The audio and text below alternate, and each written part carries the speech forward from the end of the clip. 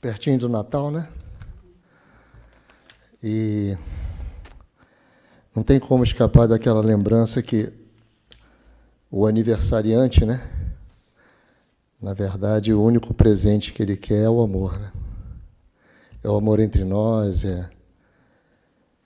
Nós nos damos presentes que nós compramos no shopping, compramos na feira, às vezes até bordamos com as mãos, presentes materiais, mas um abraço, receber em casa ou ir na casa de um parente com quem estamos brigados há anos e fazer as pazes, tentar compreender o nosso companheiro, nossa companheira. Esses são presentes de Natal para o aniversariante, para Jesus. O Natal podia ser pensado muito mais em termos de abraços do que de presentes, né? Bem, o tema da minha palestra de hoje é o amor e suas dimensões. É um tema tão vasto que, obviamente, podíamos ficar falando aqui a noite inteira e cada um dos senhores e senhoras aqui teria muito a acrescentar. Eu ontem assisti um filme na Netflix chamado Padre Stu, ou Padre Pugilista. Por acaso, estava lá com a minha esposa, já estava... Vamos assistir para até dar sono, né? E a história, rapidamente, é uma história verdadeira, inclusive, de um homem muito rude. Ele era um boxer, e ele era ateu, os pais dele eram ateus, eles tinham um irmãozinho que morreu dormindo com 6 anos, isso tornou a família toda muito revoltada, e um ficava hostilizando o outro o tempo todo, os pais já tinham se separado, e ele, uma brutalidade, só sabia falar de forma agressiva com as pessoas, arrumava briga com todo mundo. E um dia ele se interessou por uma moça, começou a tentar descobrir quem era ela, a viu por acaso num evento, e começou a procurá-la e acabou descobrindo que ela era católica, que ela frequentava muito uma igreja católica, e com o único objetivo de conquistar essa moça, ele começou a ir nessa igreja católica também, e acabou ali se batizando, porque se não batizasse ela não ia namorar com ele. E aos poucos ele foi se inteirando da doutrina, né, cristã, e decidiu ser padre. A moça ficou um pouco frustrada, que acho que queria que ele casasse com ela, né, mas ele preferiu ser padre. E quando ele estava ainda no seminário, ele descobriu que tinha uma doença que ia atrofiando todos os seus músculos, ia torcendo todo o seu corpo. E por causa disso, até não deixar ele concluir a formação de padre, a igreja exigia que fosse uma pessoa em condições físicas de celebrar as missas, etc. Mas depois de muito custo, ele conseguiu ser ordenado.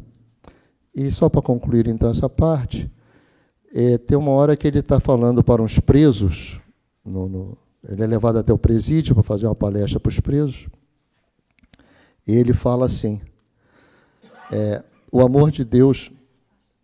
desculpe. O amor de Deus é tão... Obrigado. O amor de Deus é tão maravilhoso, ele tentou me fazer despertar para ele de todas as formas possíveis. Não conseguiu. Mesmo quando eu me apaixonei por uma mulher, nela eu não descobri Deus. Foi só por interesse. Mas Deus não podia me fazer perder essa oportunidade. Deus não podia me deixar abandonado. Eu tinha que compreender, eu tinha que aceitar Deus, senão o que seria da minha alma? Então Ele me deu essa doença. E essa doença, para mim, é o fruto do amor de Deus. Porque só assim eu me salvaria. Isso me deixou refletindo sobre a capacidade que se tem de enxergar, de perceber o amor de Deus em tudo que acontece nas nossas vidas. Aquele homem podia blasfemar, podia dizer que Deus estava perseguindo, por que Deus fizeste isso comigo? A nossa volta, a todo momento, no convívio com outras pessoas ou na solidão, nos nossos locais de trabalho, de estudo, no convívio com a nossa família, nossos olhos estão preparados para enxergar o amor, para perceber as manifestações do amor? Nossos corações estão prontos para entender como amor, para interpretar como amor, para aceitar como amor as coisas que acontecem na nossa vida? É tão difícil assim acreditar que tudo faz parte da nossa evolução, que tudo faz parte do nosso aprendizado, que tudo está sob as bênçãos de Deus.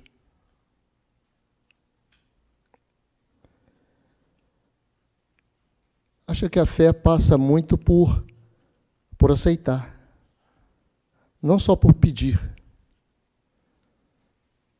mas também aceitar e aceitar com alegria. É difícil. Talvez só consiga realmente isso em sua plenitude aqueles espíritos que já estão há muito tempo aqui na Terra, com muitas encarnações, talvez até já prestes a partir para mundos mais evoluídos. Mas que fique essa reflexão entre nós, como para mim chegou ontem, à noite, de que até mesmo na dor podemos encontrar o amor. E podemos encontrar Deus Pai Todo-Poderoso. Bem, sobre o que eu anotei aqui então para a palestra, eu utilizei três fontes. Poderia ter trazido aqui aquela passagem maravilhosa, aquela carta de São Paulo aos Coríntios, número 13, né? Que acho que todos conhecem. Eu poderia falar a língua dos anjos, mas se não tivesse amor, eu nada seria.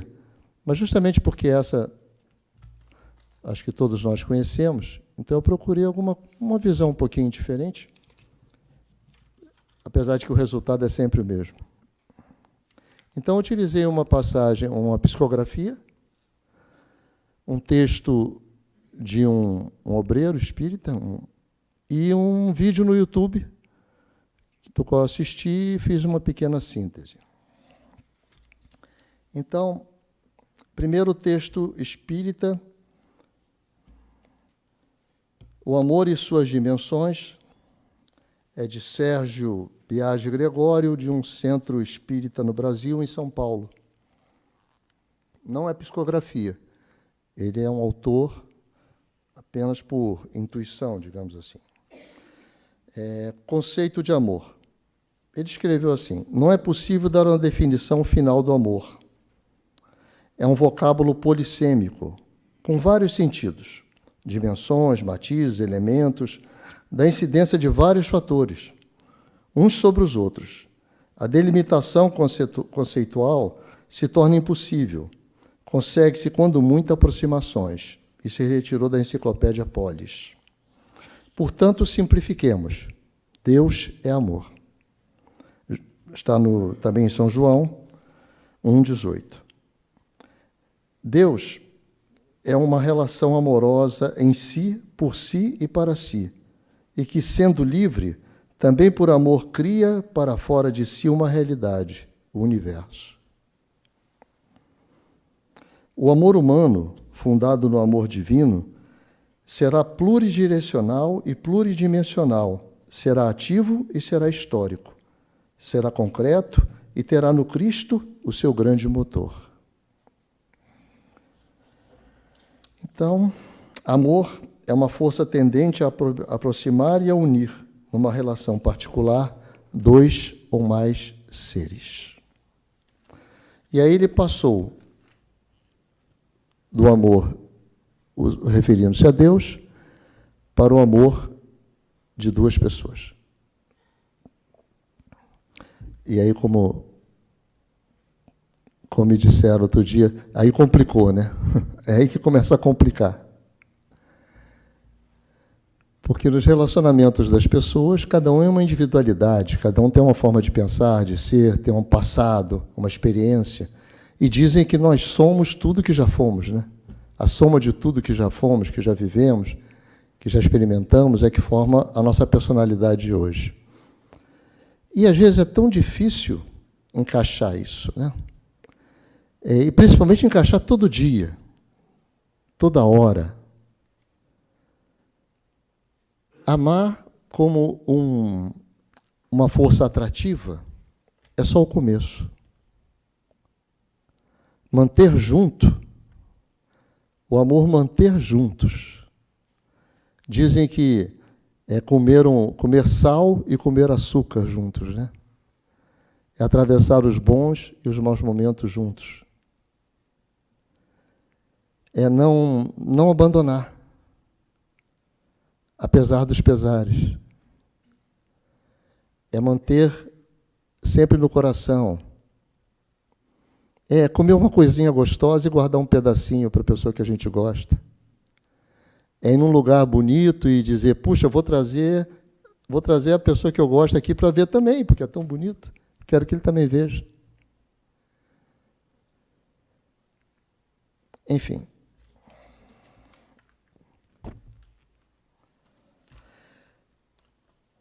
Amor egoísta. Há um amor de posse, disseminado na sociedade, que se traduz pela violência dos dias atuais. Quem ama se sente o único dono do ser amado e o quer disponível e exclusivo, não aceitando recusas ou abandonos. Quem já não ouviu aquela frase, matar por amor? Às vezes dizem assim, se não é meu, não será de mais ninguém. É aquela sensação de posse, né? Como se as pessoas fossem objetos, fossem coisas que a gente pudesse carregar para todo lado. Como se fossem os escravos de antigamente, que podíamos decidir se viviam, se morriam. Que nós sejamos companheiros, porque as nossas liberdades gostam uma da outra. Porque as nossas liberdades são afins. Que possamos conviver. Ou seja, viver juntos. Companheiro vem de companes, né? Comer o pão juntos. Compartilhar o pão, dividir. Essa relação, até se dizem fazer amor, referindo-se ao sexo. Mas fazer amor é construir. É construir a si e ao outro. Ajudar.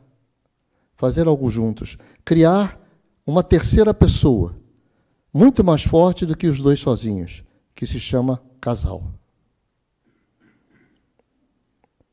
O casal é uma fortaleza. É poderoso, enfrenta tudo. E quando se multiplica no amor, dá oportunidade de reencarnação para os espíritos que estão aí na fila esperando, precisando. Como um dia nos deram nossos pais a oportunidade que estamos tendo agora. Receber no lar filhos é como se Deus estivesse emprestando, né? Estivesse deixando para a gente cuidar, né? Olha, cuida desses meus anjinhos aí. E aí eles crescem e seguem seus caminhos, e nós olhamos para Deus assim e falamos, puxa, cumpri minha missão. Aí vem os netos, eles deixam os netos lá em casa, e a gente tem que ficar cuidando para eles irem ao cinema. Mas está tudo bem.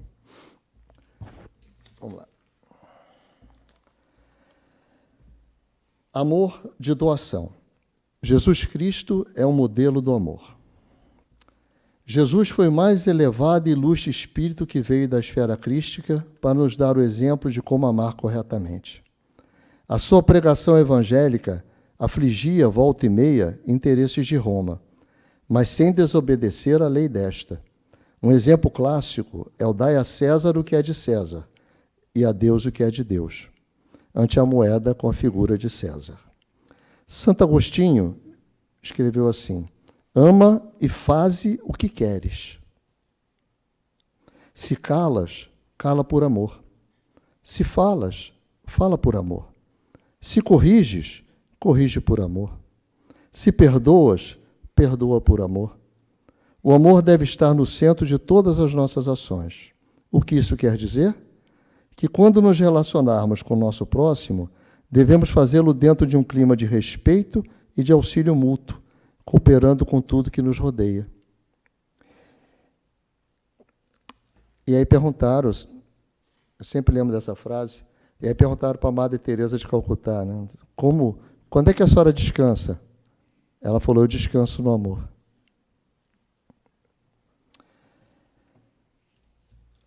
No Evangelho segundo o Espiritismo, nós encontramos o seguinte: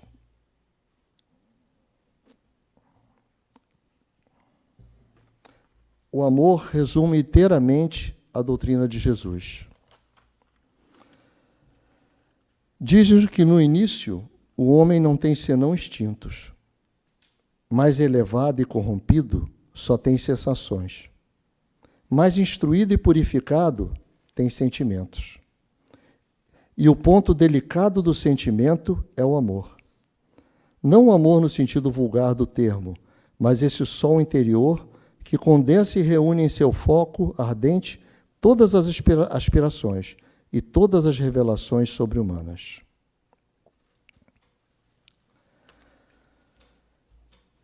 Quando nós pensamos pelo prisma do Espiritismo, nós vamos formando ao longo das diversas encarnações grupos por afinidade.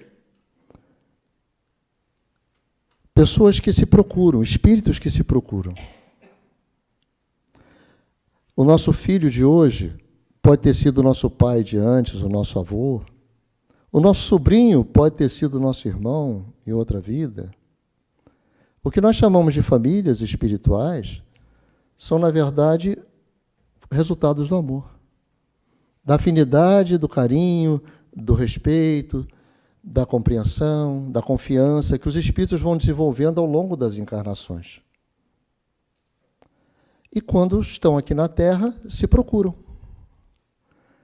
Nem sempre os membros dessa família espiritual estão encarnados ao mesmo tempo. Mas quando alguns dessa nossa família não estão encarnados, os outros que estão no plano espiritual procuram dar assistência, procuram ajudar aqueles que estão aqui na Terra. E assim vamos atravessando, um ajudando o outro a evoluir, a atravessar as dificuldades e seguindo na evolução. As 3 dimensões do amor: altura, largura e profundidade. Essa é uma psicofonia, ou seja, uma mensagem de um espírito, do espírito Irmão Francisco, recente, foi agora em 8 de julho, no Grupo Espírita Abrigo da Esperança, também no Brasil. Quando estagiamos na forma carnal, pensamos que a evolução do ser se limita ao progresso do espírito, da aptidão e do intelecto. Já é bom quando conseguimos acreditar, conseguimos a pensar, a fazer disso algo presente nas nossas vidas, que nós estamos num processo de evolução, de aprimoramento, que nós não viemos à Terra só para ficar brincando, ou só trabalhando, ou só chorando, ou só rindo, que tudo isso aqui é uma escola, é uma oportunidade. E já é bom. Mas chega vamos dizer assim, tem o segundo degrau da escada, tem a segunda fase do jogo, que é quando nós começamos a pensar não só em nós, não só na nossa evolução, mas também na evolução dos outros. Cada um de nós vai conquistando o seu espaço, vai se aprimorando, vai avançando na escada evolutiva. Porém, nós precisamos uns dos outros para evoluir. Nós precisamos exercitar, através do relacionamento, os nossos bons sentimentos, as nossas boas ações, vamos praticando. Evoluir é individual, mas a gente faz em conjunto. É um ajudando o outro, é um se relacionando com o outro. E quando nós pensamos, então, numa forma apenas horizontal, estamos pensando apenas em um ajudar o outro. Todos nós iguais. Todos nós que estamos aqui encarnados, mais ou menos com a mesma compreensão do mundo, ok. Mas também, e aqueles que estão mais atrás? Aqueles que estão ainda mais ignorantes, com mais ódio no coração, que só pensam em matar uns aos outros. E aqueles que estão desencarnados na erraticidade, mas também com ódio no coração, também com revolta, também com mágoa, que às vezes nos causam desconforto, às vezes se aproximam de nós, nos trazem uma angústia, uma agonia, também um desequilíbrio, até uma dor. Então nós estamos começando a pensar não apenas horizontal, não apenas em nós que estamos aqui encarnados e convivendo, nos conhecendo, nosso ciclo de relacionamento. Mas aí nós começamos a entender porque tem pessoas que vão até um presídio, como o caso daquele padre, que vão até um presídio para levar uma doutrina, para levar uma palavra de amor, de conforto. Das pessoas que vão aos lugares onde nunca desejariam estar, mas vão porque sabem que aqueles que lá estão precisam de ajuda, precisam de esclarecimento. E também, quando nós começamos a pensar que aquele espírito que pode estar nos causando um desconforto, que às vezes até nos traz a uma casa espírita, pensando, tem um obsessor, tem um cobrador de outras vidas, vários nomes que são usados, e eu vou na casa espírita para me livrar dele. Em primeiro lugar, não há o se livrar do outro. Há fazer as pazes. O que existe, qual a cura que se consegue se a causa é espiritual? A cura desobsessiva, esclarecendo aquele que está nos perseguindo, para que ele nos perdoe. Então, nós vamos ser curados porque ele não vai mais nos causar o mal, porque ele já compreendeu que isso está errado. Porque ele já compreendeu que a pessoa que o magoou um dia não existe mais, nós mudamos. Então não há mais motivo para odiar aquela pessoa, porque ela já não provoca mais ódio. Ela já provoca amor. Como nós vamos conseguir, então, atingir, como nós vamos conseguir, então, a nos libertar? E a libertar aquele que nos persegue, compreendendo que todos nós erramos, compreendendo que se há alguém que nos persegue hoje, já perseguimos alguém também. Se nós aprendemos que isso é errado, o outro tem que aprender também. Então nós estamos nos preocupando, não só horizontalmente, mas verticalmente para baixo, para aqueles que ainda estão um pouquinho mais atrasados do que nós, na compreensão da doutrina do amor de nosso Senhor Jesus Cristo. E os nossos mentores? E os espíritos que estão mais evoluídos que nós? Eles vêm nos socorrer, eles vêm nos auxiliar, por quê? Ora, porque eles também estão avançando, eles também estão crescendo, também estão trabalhando, também estão se educando. Porque, para eles, nós somos aqueles que precisam de ajuda. Para eles, nós somos aqueles que podem orientar, podem auxiliar. E nós os amamos, e eles nos amam. E esse é o pensamento. Uma vez uma senhora me disse que ela era incapaz de entrar numa igreja e pedir qualquer coisa que fosse a Deus. E eu, muitos anos atrás, eu lembro que eu era adolescente ainda quando ela me falou isso, eu perguntei, mas peraí, a senhora vai na igreja e não pede nada para Deus? Ela falou, não, ele sabe tudo que eu preciso, eu não preciso pedir. Ele sabe. Se ele não souber, ele não é Deus. Eu fiquei pensando assim, puxa, não é que tem uma lógica nisso? Em vez de ficar pedindo, então o que a senhora faz na igreja? A senhora vai lá e só fica rezando? Ela falou, não, o padre sempre precisa de ajuda para poder fazer a sopa para servir para os pobres, o padre está sempre me pedindo para pedir umas roupas para as pessoas usadas, para a gente levar lá onde tem os velhinhos. Então ela trabalhava. A forma dela de se relacionar com Deus era através da caridade. Não pedia nada para ela e dava até o que ela não tinha, porque ela ia buscar juntar com os outros para dar. Bem, então,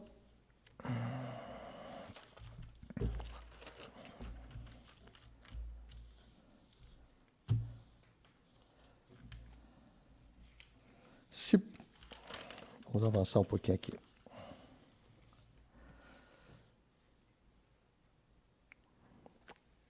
Note a simbologia da cruz, a alegoria da abnegação do eu, daquele que primeiro nos amou sem nenhuma objeção, que possamos amar com a mesma intensidade, na altura, na largura e profundidade que ele nos amou. Palestra de Leila Parreira no YouTube. Quem quiser anotar ou guardar, depois, se quiser, até posso dar o nome novamente, é Leila Parreira. Essa palestra é sobre as dimensões do amor. Uma das dimensões do amor é amar a nós mesmos. O amor é uma arte que nos exige concentração, dedicação, prática diária para nos aperfeiçoarmos, mesmo que com pequeninas manifestações, como a tolerância, a bondade, a beneficência, a paciência, tudo que se torne em bem-estar para nós e para quem está conosco. O amor é uma meta pela qual nos modificaremos. É uma forma de ver bem interessante, né? Amor, educação. Amor, tentativa, erro, acerto, todo dia. Nos doutrinando, nos educando, nos dizendo, não faça mais isso, está errado. Faça isso, porque está certo. E compreender que nós não somos perfeitos, que nós temos que nos perdoar, que nós temos que nos amar, que nós temos que cuidar de nós mesmos. Tem pessoas que passam a vida inteira se condenando por um erro de 20, 30, 40, 50 anos atrás e nunca se perdoam.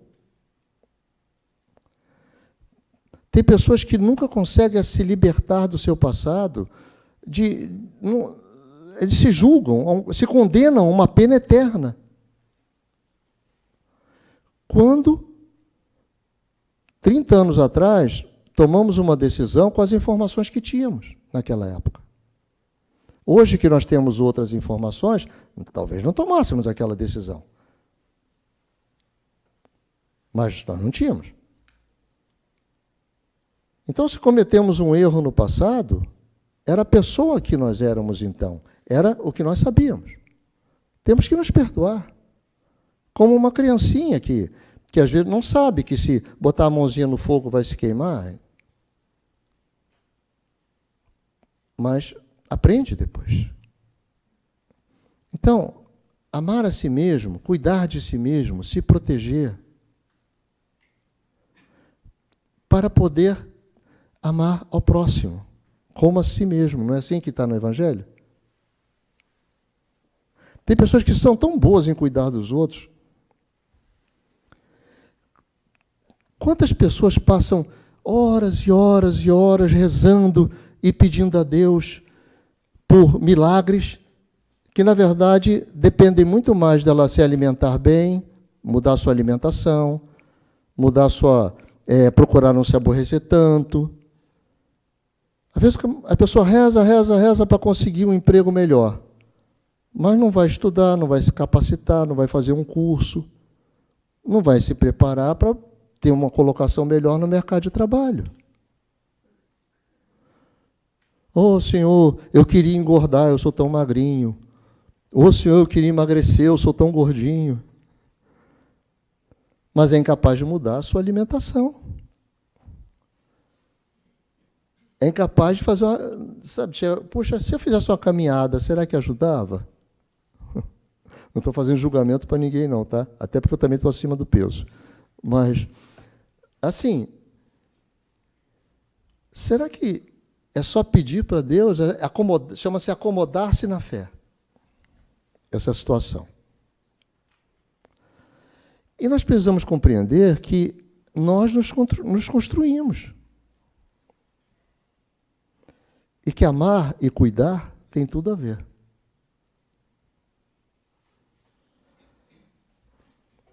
Bom, amar é uma virtude e uma capacidade única na criação. Outra dimensão é a amizade. Gostar do outro como é, mas com cuidado para não fazer do amor um grilhão, aprisionar com ciúme, a posse. O amor é uma energia dinâmica e a amizade é uma manifestação prática. E é uma libertação para a felicidade. Porque ter um amigo, ter uma pessoa para desabafar, é uma pessoa para chegar para você e dizer, você está errado. Que amigo não é só aquele que só fica dizendo que você está sempre certo, né? Amigo é aquele que tem coragem de chegar junto de você e dizer, você está errado. Não vai por aí, não. E, segundo essa nossa palestrante aqui, uma das características do amor é o dar do tempo, do carinho e dos bens materiais. Do tempo, do carinho e só depois dos bens materiais. O amor resume o pensamento de Jesus. Se estiveres no templo para ofereceres alguma oferenda e te lembrares de alguém que tem mágoa ou queixa contra ti, vai primeiro se conciliar e depois vem orar. Isso está em Mateus. Na sequência aqui, para terminar, tem uma passagem do Espírito X, uma mensagem para o Chico Xavier.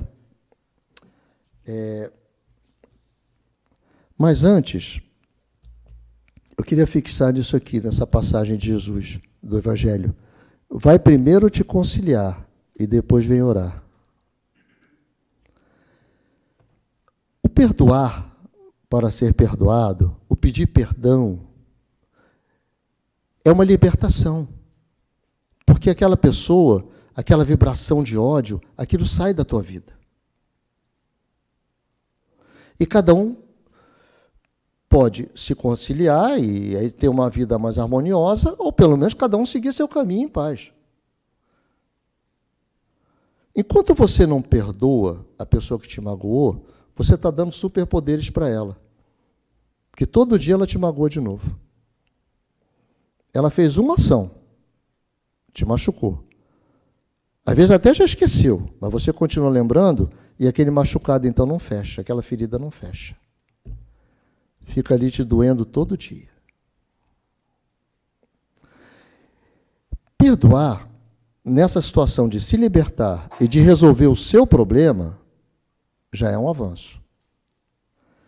Mas perdoar porque os espíritos de luz perdoam, perdoar porque os espíritos avançados perdoam, perdoar porque você não se sente ofendido, essa é a fase 2 do jogo. Essa é nem precisar perdoar, porque eu não me senti magoado. Então, como é que é essa historinha? Encontro de Diapólogos, do Espírito X, psicografia de Chico Xavier. É assim, uma reunião nos planos espirituais, onde foram levados espíritos de várias religiões diferentes, de várias filosofias diferentes, que lá estavam para serem avaliados por um anjo. É uma parábola, tá? É uma fábula. Não é o que não necessariamente tem acontecido. Mas imagine assim, lá nos planos espirituais, num salão, uma opção de gente, cada um de uma religião diferente, e um anjo chegava perto de cada um deles e perguntava o que ele tinha feito, qual era a sua religião. E o prêmio de quem conseguisse a melhor classificação era ter um tempo com Jesus. Podia ficar com Jesus durante 1 hora, coisa assim, para perguntar o que quisesse, para pedir o que quisesse, assim por diante. Então, lá estava cada um dos representantes lá da sua religião, com uma bandeira, né, com todo muito bem arrumadinho, muito bonitinho, bem vestido. E tinha um que estava vestido como um árabe, daqueles bem do deserto mesmo, né, todo empoeirado, com a barba grande, as mãos todas calejadas. E o anjo perguntava para um, perguntava para outro, e quando chegou nele, perguntou, então, qual é a sua religião? Ele disse, eu acho que eu não tenho, não. Mas, assim, quais foram os atos de fé que você praticou? Eu acho que eu não fiz nada, não. Não fiz nada de fé, não. E você frequentava alguma igreja? Acho que não, senhor. É que tem um poço lá no deserto, onde eu moro, tem um poço. E esse poço, se a gente não estiver sempre cuidando dele, sempre cavando, sempre limpando em volta, ele vai secar. Só que ele é o único poço para os peregrinos se abastecerem quando passam por ali, naquela estrada. E as pessoas vêm de muito longe, e se aquele poço secar, talvez elas não consigam chegar até o próximo. Então, eu passo a minha vida cuidando desse poço para que as pessoas não morram de sede. E foi ele que foi conversar com Jesus.